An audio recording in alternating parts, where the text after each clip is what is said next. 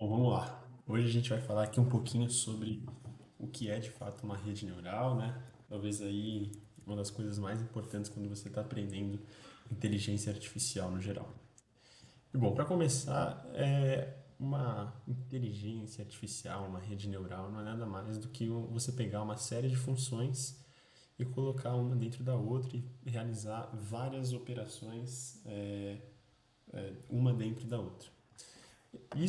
Essa equação ela pode ser geralmente descrita assim, mas ela também pode ser vista, né, por um sketch como aquilo que a gente conhece como rede neural, que é isso aqui.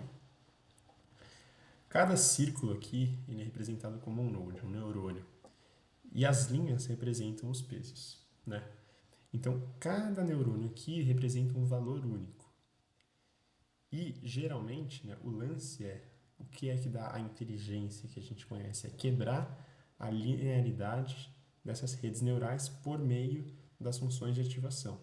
Então, o que a gente faz em inteligência artificial geralmente a gente tem determinados valores, a gente coloca esses determinados valores aqui, multiplica eles por algum peso que está representado por essa seta, chega em um determinado valor, aplica depois que chega nesse determinado valor uma função, né, de ativação que quebra a linearidade do valor que a gente chegou e permite que a gente elabore relações mais complexas para entender como um determinado conjunto de dados funciona. E basicamente a gente pode definir nessa estrutura geralmente como um layer de entrada, né? Um input layer, ou a gente pode definir isso como um output layer. E entre o output e o input, a gente tem as camadas escondidas, né? Os hidden layers. E aí a gente, basicamente, quando a gente vai tá definindo uma rede neural, a gente tem que aprender a configurar, né? Esse é um hiperparâmetro, a gente tem que aprender a configurar a arquitetura que a gente vai ter aqui dentro. Quais funções de ativação, quantos neurônios, qual tipo de arquitetura a gente vai usar. Então isso vai dando um grau de complexidade que faz a gente entender um pouco melhor por que redes neurais, inteligência artificial, consegue ser um negócio tão genial do ponto de vista matemático e probabilístico no geral. Bom, um negócio importante antes de dizer é que aqui na imagem a gente vê que esses layers de entrada, né, eles geralmente estão sendo mostrados aqui como sendo únicos, mas na prática eles são vários conjuntos sendo aplicados em uma rede neural de uma vez só.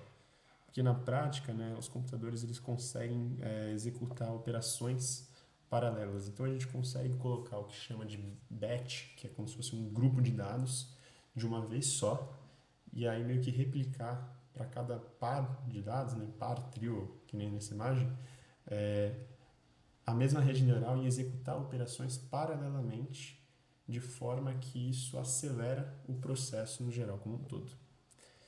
E bom, a gente viu aqui em cima que isso pode ser representado como uma função assim, né? Mas, né, a gente também falou aqui que a gente está pegando um valor de entrada, multiplicando por um peso para chegar em um valor final. E a gente pode escrever isso dessa forma aqui: y igual a x mais w representando os pesos, mais um valor definido como bias, né? E, né, geralmente esses valores de entrada, eles são representados aqui por umas dimensões, geralmente são matrizes ou até mesmo tensores, né? Tensores é como se fosse uma matriz, mas você adiciona vários canais e aí você fica com uma tridimensionalidade. E, né, cada um desses valores aqui vai ser multiplicado um pelo outro, de forma que você vai ter, no final, algo parecido com isso aqui. Você multiplica esses valores, você tem uma saída aqui. Por exemplo, para o caso, você multiplica essas matrizes, corta o D, ficaria uma matriz N por N, né? E o bias ainda vai ser o M. Né? O bias ele é só um valor que a gente coloca, se você pensar do ponto de vista de uma regressão linear, seria mais ou menos o valor que seria numa função linear, não só numa regressão linear, mas seria como se fosse o valor inicial, o valor de onde a gente vai estar partindo para desbravar aí como que seria a função como um todo. E bom, Aí aqui, basicamente, existe toda uma matemática que você pode fazer com o Python, né, para manipular e fazer essa soma desse bias. Você pode só adicionar uma matriz 1 por 1, antes, 1 por 1 não, 1 por n antes do bias, e aí você consegue somar essas matrizes. Mas na prática o Python já ajuda a gente consegue fazer isso é, de uma forma bem mais simples. E aí, só falando um pouquinho mais aqui sobre o que são os FC layers, né, os Fully Connected Layers, eles são aquela função que a gente explicou, tendo as características da matriz X, da característica da matriz X é a matriz de entrada, né, tendo a mesma característica de tamanho das matrizes de peso e um valor de bias. O interessante aqui é que a gente sempre consegue calibrar, né, tanto o peso quanto o bias. Então, ambos os dois são valores que são treinados. A gente consegue estar ajustando eles de forma a diminuir o nosso erro final sempre. Isso também pode ser chamado, né, não só como Fully Connected Network, né, ou Dense Layer ou Affine Layer, a gente também conhece isso muitas vezes. E até no Brasil, acho que fala mais como se fosse um Multilayer Perceptron, né, uma rede MLP. Então, acho que basicamente essas são as definições principais que a gente tem acerca disso. E é muito importante notar, né, que nesse tipo de rede, né, esse tipo de arquitetura que a gente tem em redes neurais, cada nó está conectado com os nós de saída, né? Então, deixa eu voltar aqui para a imagem aqui em cima. Esse primeiro nó está conectado com esses quatro, esse aqui está conectado com esses quatro, ela é totalmente conectada, por isso o nome, Fully Connected. Ele é totalmente conectado. E, né, isso muitas vezes traz um pouco de complexidade, principalmente se você estiver lidando com imagens no geral, mas acho que para alguns cenários em específico e principalmente, por exemplo, se você quiser fazer a comparação entre valores contínuos, né, a partir de valores contínuos fazer uma predição, acaba que você escolher uma rede totalmente conectada pode ser uma boa ideia. A única coisa que você tem que, né, prestar atenção é que, como está tudo conectado, você vai conseguir pegar padrões globais, né, relações globais entre os valores e não relações locais, né. Então, isso é bom, né, como eu disse, por exemplo, de valores contínuos, em que você tem várias características, por exemplo, de uma pessoa, e a partir dessa característica você quer inferir algo.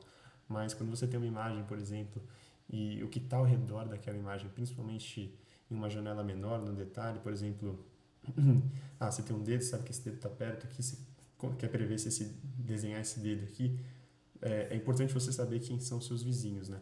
E para isso, redes totalmente conectadas não têm uma boa performance. Então, quando a gente quando a gente precisar entender quais são as relações, né, quais são as features, né, que existem em um domínio menor, em um domínio mais restrito, a gente precisa estar usando redes neurais convolucionais, que vai ser algo que a gente vai estar falando aí mais em vídeos mais para frente. E um último ponto aqui que eu queria falar é sobre como a gente faz para atualizar os pesos.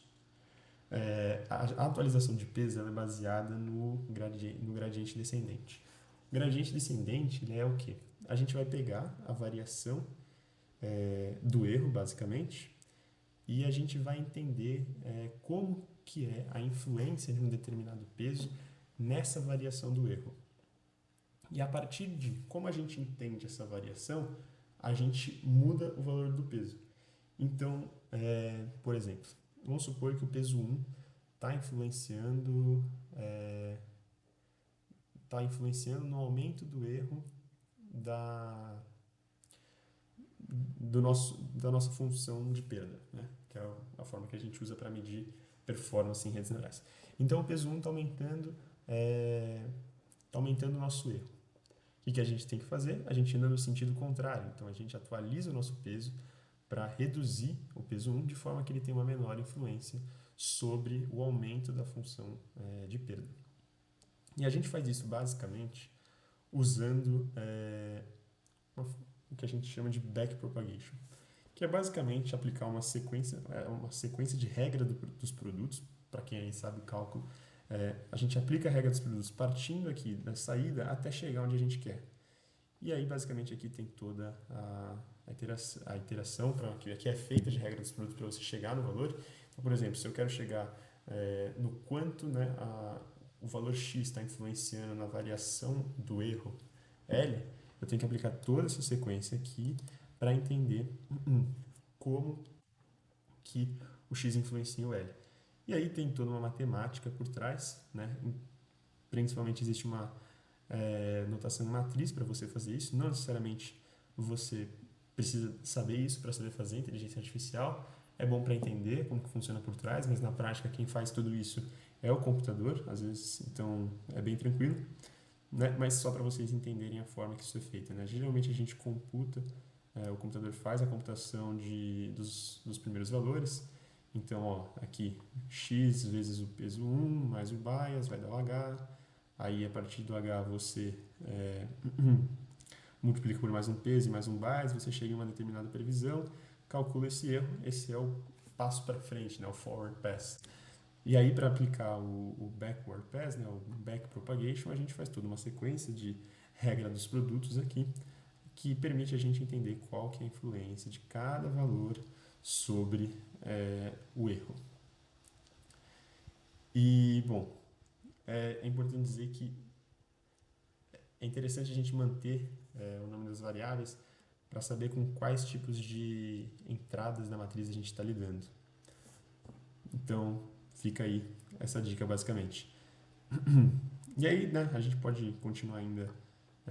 Aqui tem uma anotação em matriz, não que normalmente isso seja extremamente necessário, basicamente o mesmo que a gente viu até agora, né? Mas para você meio que fazer aqui, né, entender como que o erro x influencia, você pega e multiplica a influência de y sobre a perda vezes a matriz transposta. É basicamente a mesma equação, só que sobre uma ótica aqui de matrizes no geral. Então acho que, bom, para o vídeo de hoje é uma boa introdução já de como funciona aí redes neurais gerais, né? Já deu para entender um pouquinho de como é a estrutura de uma rede totalmente conectada, deu para entender um pouquinho mais ou menos quais os cenários que a gente usa isso e passamos aí por cima de como que é o processo de computação de fato, né? E atualização de pesos, sendo o forward pass, né, para computar os valores e fazer uma determinada previsão, e o back propagation, né, o backward pass, para a gente conseguir atualizar os pesos e aumentar a nossa acurácia de forma a reduzir o erro na função de perda. Espero que vocês tenham gostado. Um grande beijo e tchau!